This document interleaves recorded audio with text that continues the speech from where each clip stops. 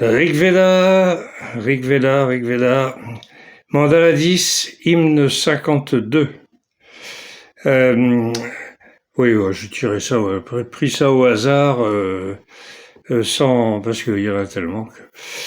Et celui-là, je l'avais pas fait. C'est un hymne qui est adressé à tous les dieux, aux Ashvin, aux Maruts, à Agni et aux autres dieux. Et le rishi, c'est Agni Sauchika, une famille qu'on connaît pas, qu'on connaît pas dans les autres mandalas. Il apparaît dans le 10e, mais bon, voilà.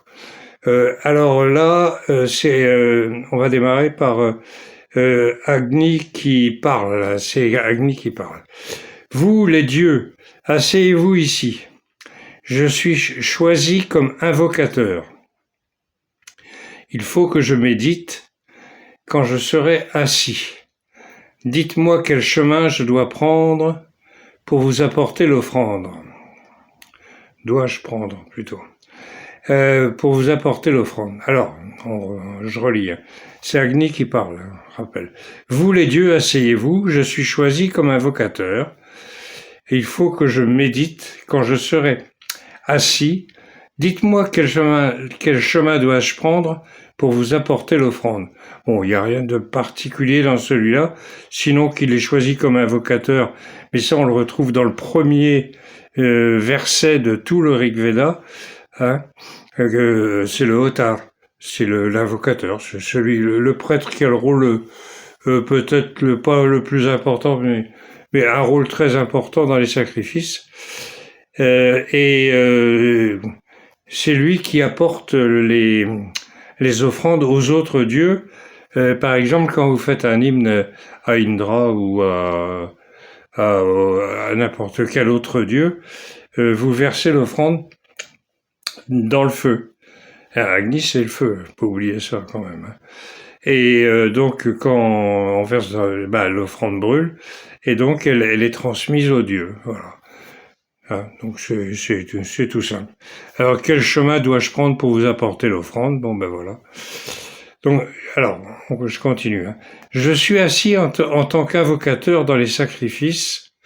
Les maroutes et tous les dieux me stimulent chaque jour.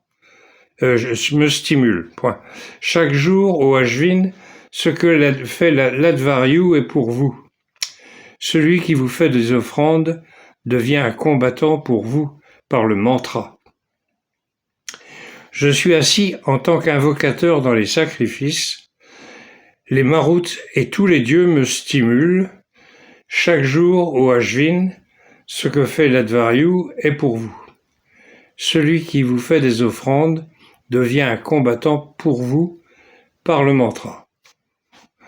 Alors, qu'est-ce qu'on peut expliquer? Donc les Maruts, c'est les fils de Rudra, compagnons d'Indra, les vents qui amènent la mousson, etc.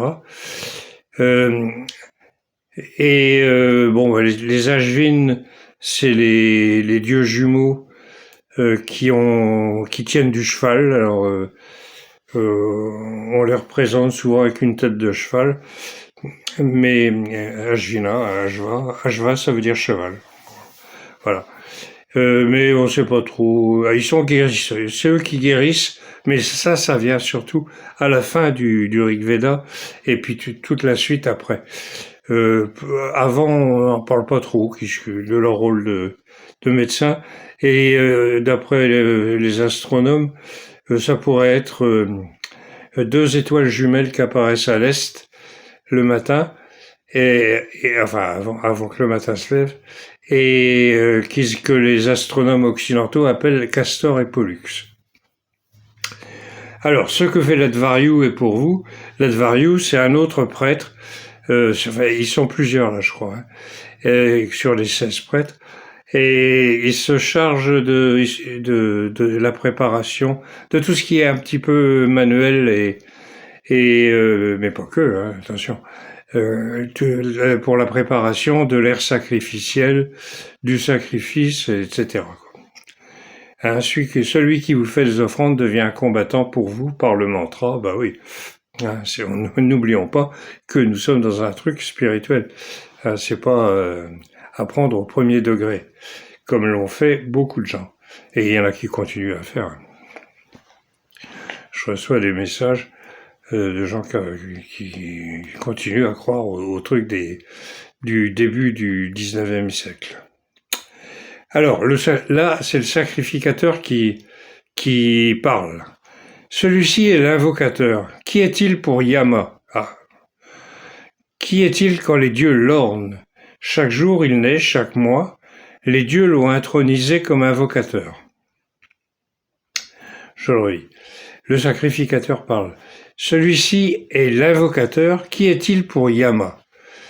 Qui est-il quand les dieux l'ornent? Chaque jour il naît, chaque mois. Les dieux l'ont intronisé comme invocateur. Là-dedans, il y a celui-ci est l'invocateur. Bon, il parle d'Agni là. Qui est-il pour Yama? Alors Yama, c'est un dieu qu'on voit surtout dans le 10e mandala. On l'a vu ailleurs, hein. Mais vraiment là, c'est dans le 10e mandala qu'il prend son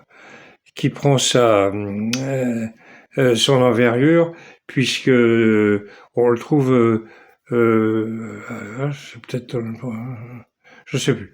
Enfin bref, il y a à partir d'un moment, je sais plus si c'est le 8e ou le 10e. Dans l'hymne, le dialogue entre Yami et Yama, hein, des jumeaux. J'ai fait une vidéo là-dessus. C'est bon. C'est pas encore le dieu qui choisit l'équivalent du Saint-Pierre, si vous voulez, et qui choisit la réincarnation que vous allez avoir, le dieu qui s'occupe des morts. Pour l'instant, non. On verra ça vient après, surtout après le Rig Veda, quoi. Peut-être un millénaire après. Hein. Je vais rapprocher ça. Ouais. Adieu. Les dieux m'ont intronisé en tant que porteur d'offrandes. Toujours le sacrificateur qui dit ça. Hein. Moi qui m'étais retiré loin de ce qui est créé, de la peine de ceux qui... Je recommence. Le sacrificateur. Alors, en dessous. Les dieux m'ont intronisé en tant que porteur d'offrandes, moi qui m'étais retiré loin de ceux qui créent de la peine, Agni, celui qui sait, va bien organiser le sacrifice avec ses 5 cours, ses 3 tours, ses 7 parties. Je suis tombé sur des notes de bas de page et avec ce logiciel, c'est une galère. Oh là là. Alors, peut-être s'agit-il des 5 jours de l'agnistoma. Ah oui. L'agnistoma, c'était exemple, ce mot-là n'est pas utilisé, n'est pas dans le Rig Veda. Mais après, dans toute la période védique, le sacrifice de référence, c'est l'agnistoma. Donc l'éloge d'Agni, du feu, quoi, et qui dure 5 jours. Je vous en ai déjà parlé, et à partir de celui-là, on a fait des trucs plus courts, des trucs plus longs. Il y en avait qui pouvaient durer 1 an, hein, des sacrifices qui pouvaient durer 1 an, d'autres qui duraient une journée, bon, ben voilà, ou 2. Ces 3 tours. Alors donc avec ces 5 cours, ces 3 tours, alors là, ces 3 pressurages, bien sûr, suis-je bête. Et ces 7 parties, alors je sais pas ce que c'est que ça. Les 7 parties, j'ai pas mis de bas de page, parce que les 7, ça correspond toujours aux 7 rivières. Sapta Sindhu, pas oublier ça. Donc ces 3 tours, donc en fin d'Agnistoma, le 5e jour, c'est là qu'ils boivent le soma, hein, le truc à base probablement de psilocybine. Et donc ils en boivent au lever du soleil, à midi, quand le soleil est au zénith, hein, et au coucher du soleil. Donc ça leur fait un truc qui dure 18 heures. Ouh là là. Et en 18 heures, vous avez le temps de faire le tour de toutes les questions que vous voulez. Ainsi, je vous donnerai rapidement l'immortalité, riche en héros, pour vous faire une large place, à vous les dieux. J'ai placé la foudre dans les bras d'Indra, et depuis, il gagne dans tous les combats. Ainsi, je vous donnerai rapidement l'immortalité, riche en héros, pour vous faire une large place, à vous les dieux. J'ai placé la foudre dans les bras d'Indra, et depuis, il gagne dans tous les combats. Alors tout ça, c'est à prendre évidemment au second degré, pas au premier degré en tout cas.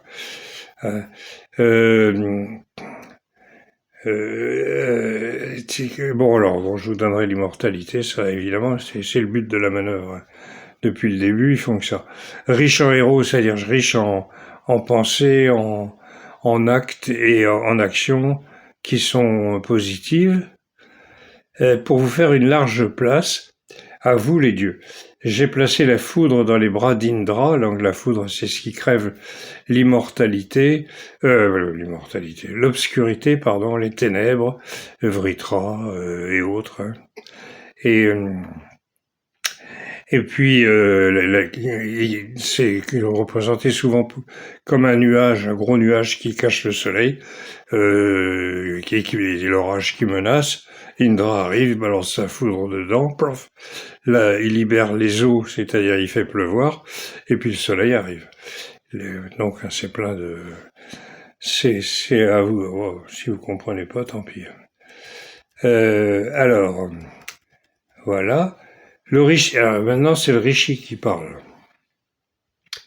3339 dieux ont vénéré Agni. Ils l'ont aspergé de beurre clarifié, ils ont étendu la jonchée et l'ont intronisé invocateur. 3339 dieux ont vénéré Agni, c'est le Rishi qui parle. Ils l'ont aspergé de beurre clarifié, les offrandes. Ils ont étendu la jonchée, c'est la jonchée une herbe un peu spéciale qui s'appelle le coucha. C'est une sorte de gazon confortable sans doute, j'en sais rien. Et c'est sacré et tout le monde s'assoit dessus. Donc il y a les prêtres, le sacrifiant et sa femme, et puis les dieux qui veulent bien venir. Voilà. Donc ils sont invités. Ils ont intronisé l'invocateur. Bon ben voilà. C'est fini. Oh ben dis donc, ça a été rapide. Donc 3339 dieux. Bon, d'autres fois on trouve un autre chiffre, mais bon, pas grande importance. Ben voilà, voilà, c'est le 10e mandala. On voit bien que à plusieurs détails que c'est déjà postérieur. Hein, Yama, par exemple, la durée, le nombre de dieux, le nom du rishi, tout ça, on voit bien, on est en fin de période. Mais encore là, celui-là, ça va. Il y en a d'autres où c'est la jalousie entre co-épouses, par exemple. Oui, d'accord, et ça c'est que il y a plus de soma, quoi. Bon, enfin, on verra ça parce que avant ils en parlent jamais. Voilà. Bon, allez, Kenavo, et à la prochaine.